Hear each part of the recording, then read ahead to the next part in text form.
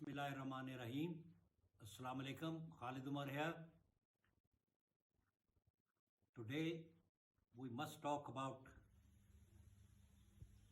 the military conflict or war that is taking place in Ukraine.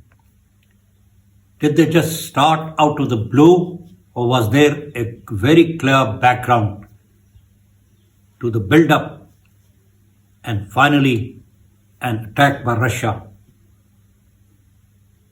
on Ukraine? Now this is the stage that one must be very clear. Did the Russians do it out of the blue, or were they being provoked over 1 year, 10 year, decades, but many decades? First, everyone should know and knows that the World War II finished in 1945 as far as Europe was concerned. Berlin and the Germans surrendered in May 1945. Now, when that happened, the 4 years passed, the entire continent was devastated, or most of the countries were deeply affected by war. There was destruction everywhere, reconstruction was taking place. Germany was occupied by Russians from one side and the Allied powers, that is United States, UK, France, and Canada and other allies of the Western powers. They occupied Germany, and Germany was divided into two. What became under the Russian control became East Germany, and what became under the Western control, overall under the United States, that was called West Germany. Even the capital, German capital, Berlin, was divided into two, East Berlin and West Berlin. Now, 4 years passed since end of World War II. USSR or Soviet Union was now in direct conflict with USA or USA-led alliance, which was formed by them in 1949, as they felt threatened. The United States, Britain or United Kingdom and the Western powers felt threatened by the threat of communism and the spread of communism to the Western world. And therefore they formed an alliance, basically a military alliance, in which attack on one of the countries will be considered an attack on the rest of the countries. And the clause 5 of a treaty which was signed in Washington in April 1949, called the North Atlantic Treaty Organization, or in short, NATO. Initially, a few members were there. A total of 12 countries joined NATO. Few initially, which were later expanded by end of 1949 to 12 countries. And I'd like you to know the names of those countries which formed NATO initially. We had, led by the United States, where the agreement was signed in Washington, its capital. We had Belgium, Denmark, France, Iceland, Canada, neighbor of the United States, Italy, Luxembourg, Netherlands, Norway, Portugal, and United Kingdom. Total of 12 countries joined and formed NATO in 1949. There was still no reaction from Soviet Union or Soviet-led Eastern European countries, which are under the domination of USSR. In 1952, the membership of NATO was increased by another 4 countries. Initially Turkey in 1952, Greece, Spain, and finally when West Germany joined in 1955, Now there was a reaction by Soviet Union as they felt threatened by the expansion of the military alliance NATO, and therefore they formed their own alliance led by Soviet Union, initiated by Soviet Union, called the Warsaw Pact. Why Warsaw Pact? Because it was signed, the pact was signed in Warsaw, which is capital of Poland, which was under Soviet control and influence.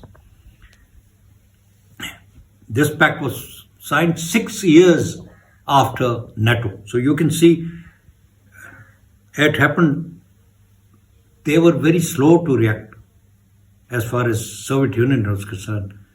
And Soviet Union, what is Soviet Union? Basically Russia. That was the military power and economic power, the largest country in the world. 6 years they waited, and they reacted when the membership was increased by another 4 to 16 countries. Now West Germany is supposed to be demilitarized and not supposed to be armed again at the end of World War II. If West Germany joined a military alliance, then there was a reaction, had to be a reaction by Russia and USSR, and therefore they formed this Warsaw Pact. Now Warsaw Pact, the initial members were Soviet Union, Albania. Albania later withdrew after 13 years in 1968. Bulgaria, Czechoslovakia, East Germany or DDR, which withdrew in 1990 after the collapse of the Berlin Wall and reunification of Germany. Following that, Hungary, Poland and Romania. So initial countries were 1, 2, 3, 4, 5, 6, 7, 8 countries formed the Warsaw Pact. Later Warsaw Pact were extended, but as far as the NATO countries were concerned, they continued adding more to it. Poland was added, Czech Republic was added, Hungary was added after the collapse of the Soviet Union. 3 more countries were added to NATO. In 2004 to 2009 period, over a 5 years period, 9 more countries became members of NATO, starting with Bulgaria, which was previously part of Warsaw Pact, Estonia, Latvia, Lithuania. Estonia, Latvia, Lithuania had become independent of Soviet Union. Romania, which was part of the Warsaw Pact, Slovakia, which had split into 2 countries, Czech Republic and Slovakia. Slovakia became a member of NATO. Slovenia, which had broken away from Yugoslavia, Albania, Croatia, they became additional members. 9 countries. 2 more countries were added finally in the period 2016 to 2020, Montenegro and North Macedonia, bringing the total of NATO member states to 30. As shown by the map of member states, you can clearly see that starting from across the Atlantic, where USA and Canada were the initial members, the rest of the members were in Western Europe. The Alliance, North Atlantic Treaty Organization or NATO, continued expanding eastwards. There had to be a reaction by Russia. Now, in 2013, increasing pressure was coming on Ukraine. I'm pronouncing it as the locals do. Ukraine to join European Union. But the then president of Ukraine, Yanukovych, refused to sign an agreement with European Union and become a member of it. This resulted in immediate protest in the capital Kiev, and the center of the capital called Maidan from the Turkish days. Maidan basically means square or the city center. These protests increased in size and violence. The Ukrainian special police, which was an armed police, they came down heavily, and there were deaths from both sides. As the protesters reacted violently, the entire Maidan area was burnt thereafter. As a result of this, the president of Ukraine at that time was forced to resign and flee to Russia. He was basically a supporter of Russia, or who wanted closer ties with Russia rather than with European Union, or become a member of European Union. And he saw that, and Russians also saw that, as the first step to Ukraine becoming a member of NATO, which was bringing NATO to the doorstep of Russia. Russia has long considered its sphere of influence after Putin came to power. He was a hardliner, and he reacted in Georgia when a revolt was caused there by sending troops and occupied Georgia and dethroned the new government which had come to power. He used it as a test case, and he had to react later. In a television interview in 2009, I very clearly estimated that Putin will not permit any expansion of NATO into its sphere of influence, described from Baltic Sea southwards to Belarusia inclusive to Ukraine inclusive to the Black Sea or Crimea. And this is what precisely happened when 2013 the president was dethroned. Pro-European Union or pro-Western world protesters forced the sitting president to escape to Russia and live in exile thereafter. That there had to be a reaction. And this reaction came in February 2014 when Russia, excuse me,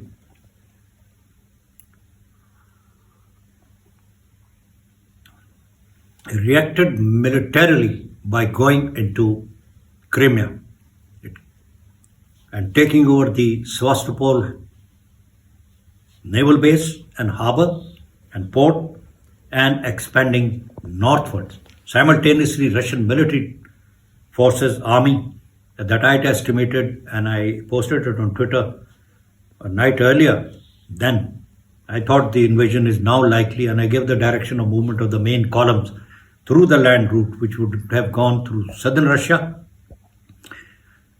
through the Kerch Peninsula, skirting the Sea of Azov, and entering Crimea from the north. Simultaneously, naval ships would have landed troops by helicopters and by ships around Crimea and seized Crimea in a very short time. Then so on, Crimea had a special status, which is virtually now part of Russia and has been taken away from Ukraine. Now coming back to Ukraine, a new president was elected. The present president, Volodymyr Zelensky, was born to Jewish parents in 1978. He had acquired a degree in the field of economics, but rather than pursue his career there, he became an actor. In fact, on the comedy side, and he did participate in a number of television serials thereafter, till he decided to join politics. He's been the president since 2014 now, or May 2014 onwards, and he's the one who wants closer ties and with European Union, and was being influenced. This is what the Russian analysis and estimates are, to join NATO. Putin and Russia could not tolerate this sitting quietly. They were conveying it to the United States. that this sort of a thing Russia will not permit, Putin will not permit. There were negotiations in Switzerland, elsewhere. Russian Foreign Minister Lavrov was meeting his counterpart, but nothing happened. Finally, Russia announced that the negotiations, the United States is not very serious. When this happened, Russia started surrounding Ukraine from two sides. That is north from the Belarusia. It sent troops to Belarusia, apparently doing exercises, training exercises, close to Ukrainian border, and it also concentrated its own troops in the east, opposite Ukrainian border, a long border, over 975 kilometers with Russia. 24th February, Russia and Putin finally stuck, attacking in a north-south direction through Belarusia, along the main road which was just newly paved towards the capital Kyiv. Kyiv is about 225 kilometers from the Belarusian border. The other major city, it has a population of about 3 million. The other major city of Ukraine, which has a population of 44 million, is Kharkiv, facing Russia. It's about 30 kilometers from the Russian border. The second largest city, figured repeatedly during World War II, when the German troops were here and the Russian troops were counterattacking it and counteroffensives were being carried out. Kharkiv is offering, surprisingly, a very stiff resistance to the Russian army expansion. Russians are using helicopter gunships. They are using heli-borne troops, Spetsnaz, which is Russian special forces, highly trained, very fit-looking soldiers. They are landing by helicopters. They are using their latest weaponry in airstrikes, in helicopter gunship attack strikes, and also through their artillery fire. Tremendous amount of multi-barrel rocket launcher fire has been carried out on Ukrainian army positions, as well as hitting many of the big buildings in Kharkiv, in Kyiv, and other cities. The other directions of Russian offensive into Ukraine is through Crimea from the south. After gaining the initial foothold inside Ukraine, Russian troops from Crimean side have spread in three directions. One going towards east, or there is a city called Mariupol. Mariupol has offered surprisingly tremendous resistance against the Russian advance. Then towards the center, there's a city called Zaporizhia. Here, a nuclear power plant had caught fire, but it has been extinguished after the Russians have gained control of the city.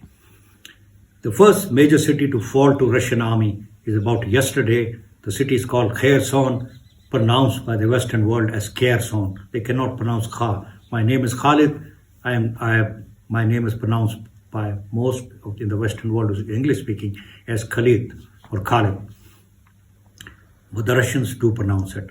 So Kherson is the city in the south, major city which has fallen. It is under Russian control. The mayor of the city has informed President Zelensky. President Zelensky of Ukraine is operating from his command post, which may be underground, and he's appearing wearing an olive green combat vest of Ukrainian army, and has made daily a number of announcements and speeches. Excuse me. He is asking for help from NATO, which is, he says, sanctions don't do anything. May I also add here that United States, UK, Germany, and other Western powers have continuously announced sanctions against Russia. One major act of pressure, so-called pressure, that Germany has tried to bring on Russia is to cancel the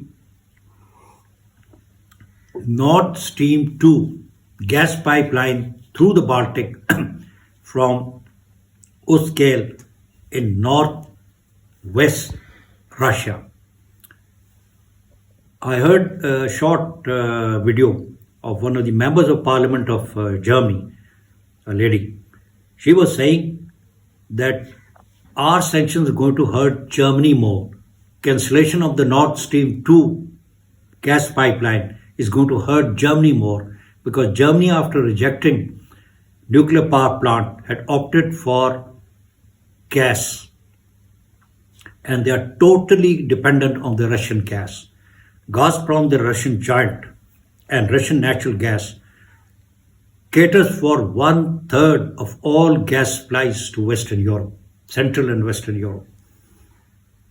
If Russians tape it off after capturing Ukraine, and many of these gas pipelines from Russia pass through Ukraine to Western Europe and Central Europe. If they close the gas supply, it's going to hurt Central Europe as well as Western Europe, all the countries which are member of NATO. Also, Russian billionaires who were doing business or were located inside the United States or Europe, pressure is being brought on them.